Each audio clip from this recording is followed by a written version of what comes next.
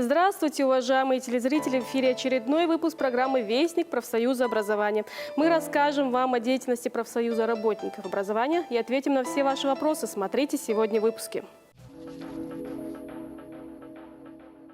В рубрике «Учитель пред именем Твоим» учитель начальных классов, посвятивший свою жизнь делу воспитания и обучения подрастающего поколения Табарик Аль-Султанова.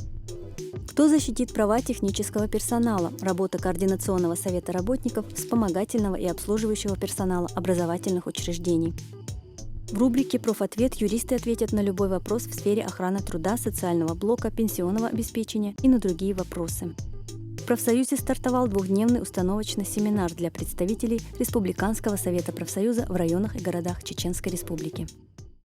В рубрике «Учитель пред именем Твоим» мы рассказываем вам об учителях, педагогах, посвятивших свою жизнь делу воспитания и обучения подрастающего поколения. Сегодня мы хотим познакомить вас с учителем начальных классов Табарик Аль-Султановой. Смотрим сюжет. Испокон веков педагоги, служа интересам общества, олицетворяли собой его лучшую часть. Среди учителей нашей республики много людей одаренных, чутких, любящих и уважающих детей, и, что очень важно, не стоящих на месте, стремящихся к профессиональному и личностному развитию. Табарик Аль-Султанова – педагог с большим стажем. В сфере образования она работает с 1982 года. Ее уроки любят посещать не только дети, но и студенты и молодые учителя, которые стремятся научиться работе с детьми. Раз, два, три, раз, два, три, раз, Я очень люблю детей. Вот в те времена, когда я брала начальные классы, вот, ну что грешить, бывало иногда такое, что, вот, возможно, кто-то был не очень приятен из детей, да, значит, вот, ну, не совсем приятен, бывало такое. Но сейчас, вы знаете, вот настолько я их люблю, этих детей, что каждый вот выпуск для меня это что-то такое страшное. Я очень люблю учить. Но вот это расставание мне дается вот трудно, очень трудно, и я долго не могу с ними расставаться, хожу за ними, они ко мне, и вот год проходит, еще один вот так, наверное. Руководство школы ценит Табарик Майрбековну как опытного и при этом развивающегося специалиста. В наше время, наряду с техническим прогрессом, никто не может топтаться на месте, в том числе и педагоги. Табарик Майрбековна, она учитель с большой буквы. Об этом говорит то, что вот эти уроки, которые она дает, вот это отношение ее к детям, к своей работе, к своему рабочему месту, вот эта ее отдача, она вот прямо на лицах детей бывает. Молодые специалисты, то есть молодые учителя, которые приходят к нам работать даже на практику, я не знаю, откуда они узнают, но они в первую очередь просятся вот к ней, в ее класс, если даже практика, чтобы им разрешили поприсутствовать на ее уроках. У нас сейчас идет набор в первый класс.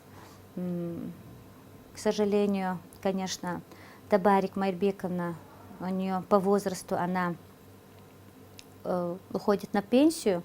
Родители об этом не знают, и все просятся к ней. У меня спрашивают, в этом году Табарик Майрбековна будет брать первый класс.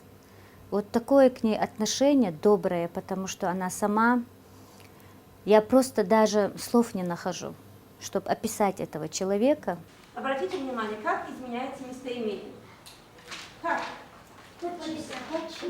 Посмотрите, местоимение изменяется по числам. Она это единственное, оно это единственное, и они это множественное. С Табарик Майрбековной я работаю более 15 лет. Она у нас в школе самый активный, так сказать, преподаватель. Она внедряет у нас новые технологии, любит очень детей. И вот мне кажется, если бы она не любила этих детей, не смогла бы работать в школе. Она помогает учителям, многим, которые хотят работать в этой школе, наставническую работу проводит, очень много занимается сама, совершенствуется, учится. Как говорится, вот учитель – это тот, кто учится всю жизнь. Вот именно она совершенствуется и помогает другим. И как личность я бы ее охарактеризовала бы как человека добросовестного, порядочного, активного, доброжелательного. И в любую секунду она готова прийти на помощь. Пятимат Абубакаровна знает Табарик Майырбековну 25 лет, и за это время не было случая, за который ее можно было бы упрекнуть, говорит она. Коллеги Аль-Султановой знают, при необходимости она всегда придет на помощь, подскажет и разъяснит. Если даже вот по работе многое бывает, мы обращаемся к ней, и она тактично и объясняет, и говорит.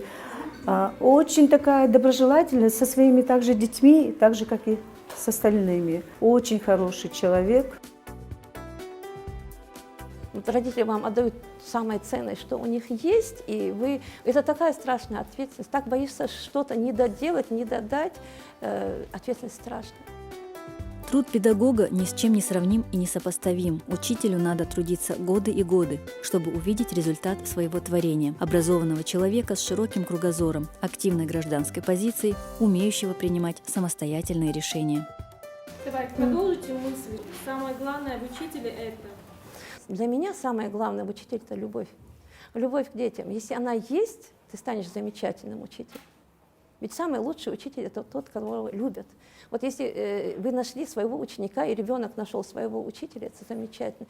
Без любви к детям, знаете, у тебя могут быть прекрасные знания по предмету, ты можешь прекрасно знать методику, но учитель не получится. Вот для меня самое главное – это любовь. Можно и дальше перечислять заслуги учителя. Важно одно – рядом с нашими детьми всегда был и остается педагог.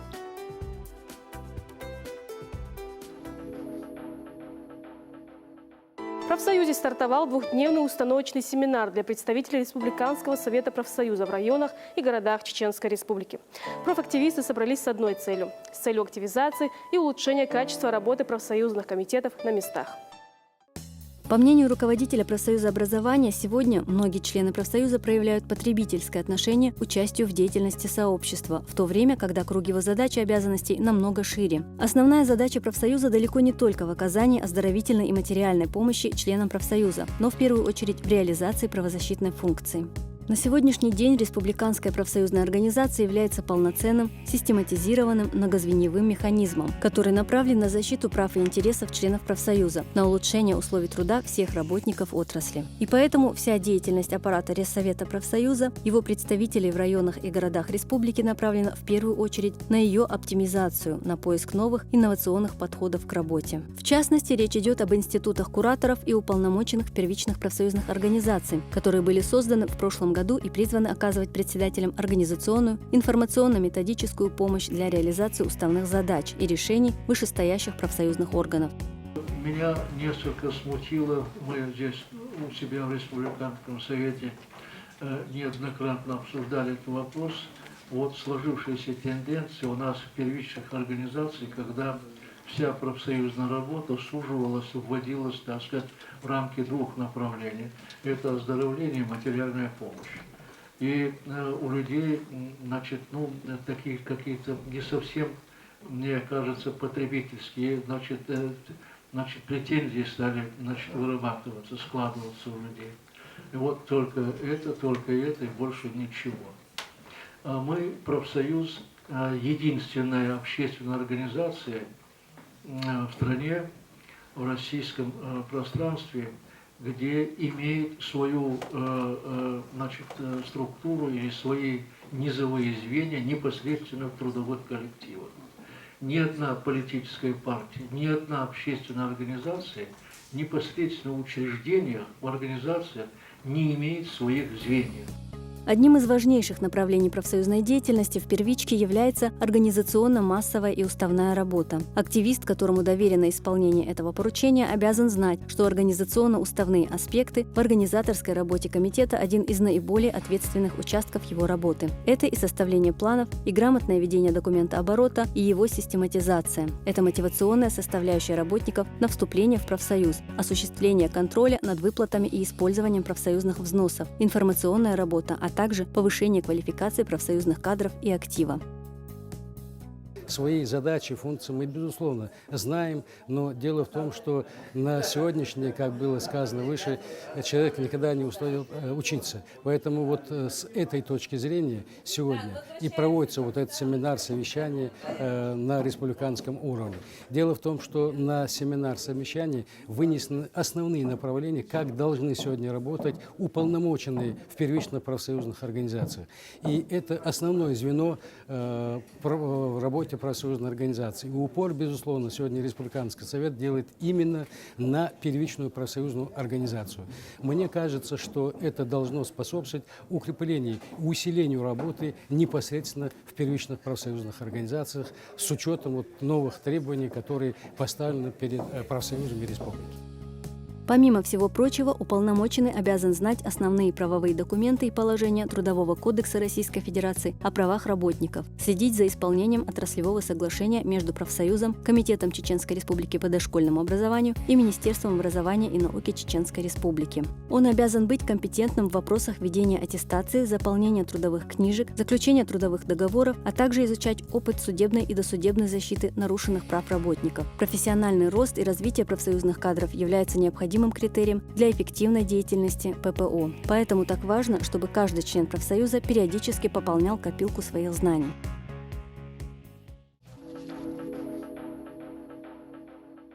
Защита прав членов профсоюза, юридическая консультация – это работа правозащитного отдела. Давайте посмотрим, с какими вопросами к ним обращаются работники образования.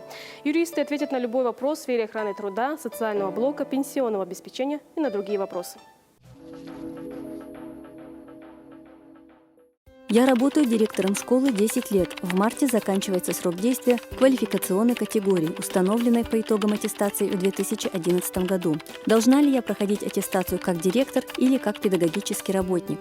Приказом Министерства образования и науки Российской Федерации 7 апреля 2014 года за номером 276 утвержден порядок проведения аттестации педагогических работников организаций, осуществляющих образовательную деятельность, который, согласно пункту 1, применяется к педагогическим работникам, замещающим должности, перечисленные в подразделе 2 раздела 1 номенклатуры должностей педагогических работников организации, осуществляющих образовательную деятельность. Должности же руководителей организации и их заместителей перечислены в разделе 2 названной номенклатуры должностей. Письмо Министерства образования и науки Российской Федерации от 3 декабря 2014 года за номером 08-19-33 направлено на разъяснение по применению порядка аттестации, в которой при ответе на подобный вопрос обозначено следующее. В соответствии с частью 4 статьи 51 Федерального закона об образовании Российской Федерации кандидаты на должность руководителя государственных или муниципальных образовательных организаций и ее руководитель проходят обязательную аттестацию, порядок и сроки проведения которой устанавливается учредителем этой организации. В случае, если руководители организации наряду с основной работой одновременно замещают должности учителей, то они по желанию могут проходить аттестацию в целях установления квалификационной категории по должности учителя. Какова продолжительность рабочей недели воспитателя в группе продленного дня общеобразовательного учреждения, работающего с учениками с ограниченными возможностями здоровья, а именно с задержкой психического развития? Продолжительность рабочего времени для педработников устанавливается исходя из сокращенной продолжительности рабочего времени, не более 36 часов в неделю. А воспитателям, непосредственно осуществляющим обучение, воспитание, присмотр и уход за обучающимися воспитанниками с ограниченными возможностями здоровья, установлена норма часов педагогической работы за ставку заработной платы 25 часов в неделю. Я работаю учителем физической культуры в школе. Во время проведения урока выполняю упражнения на канате. В результате его обрыва получил травму, упав с высоты. Можно ли отнести данный случай к категории производственного травматизма? В трудовом законодательстве существует такое понятие, как производственная травма. Это неприятное происшествие не только для работника, но и для работодателя, в обязанности которого входит обеспечение безопасных условий труда. И случай, произошедший с вами, безусловно, относится к производственной травме. Поскольку в этом случае вам положены значительные компенсации, потребуется доказательство того, что травма была получена не по вашей халатности, а по вине работодателя. Обязательно необходимо вызвать врача для оказания первой помощи и своего непосредственного начальника.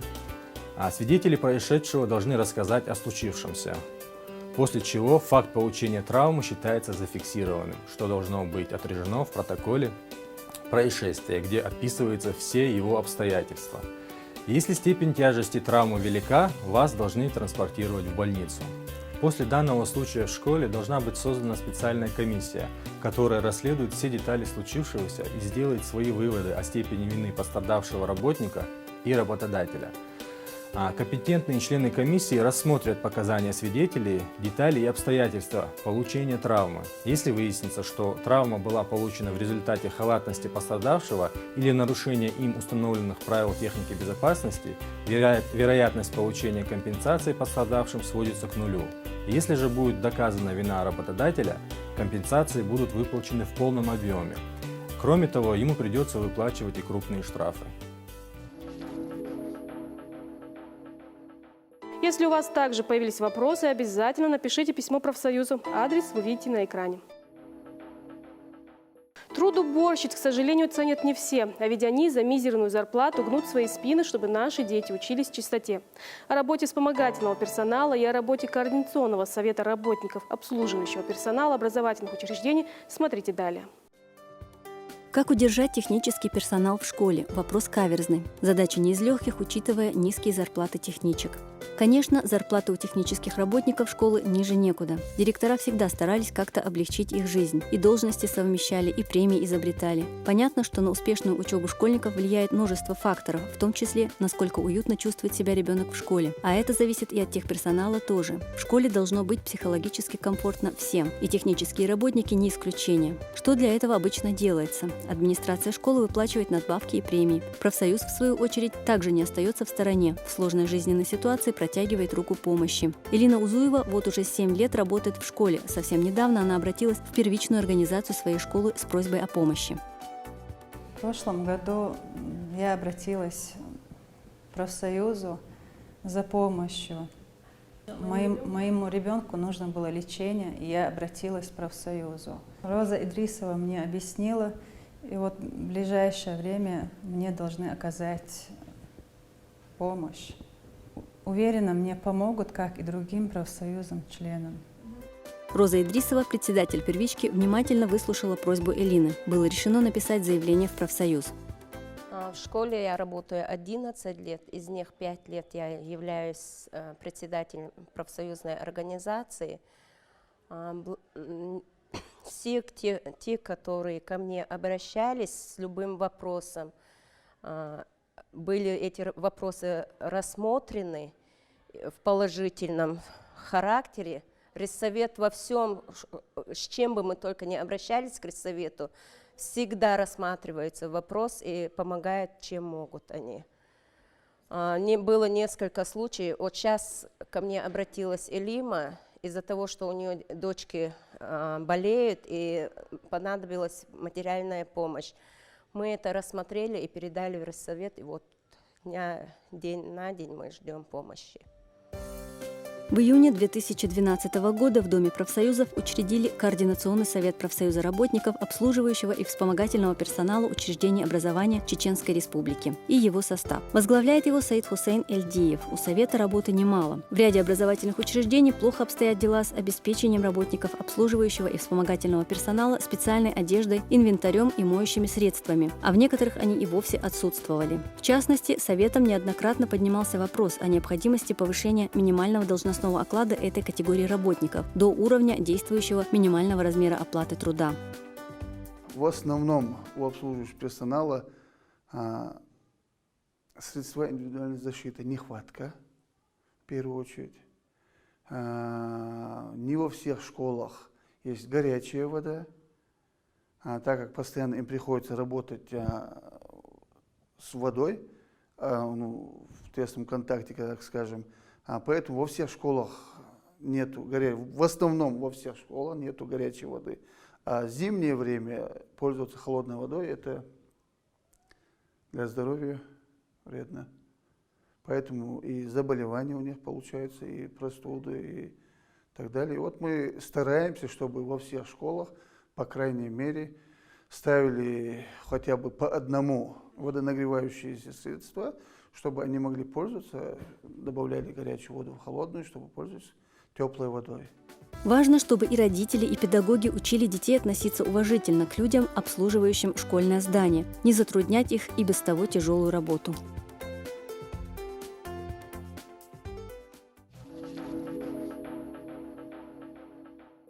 Это все, что мы успели вам рассказать. За кадром, как всегда, осталось еще много интересного, но у вас есть шанс увидеть все на сайте ressовет.ru. До новых встреч. Адикевш.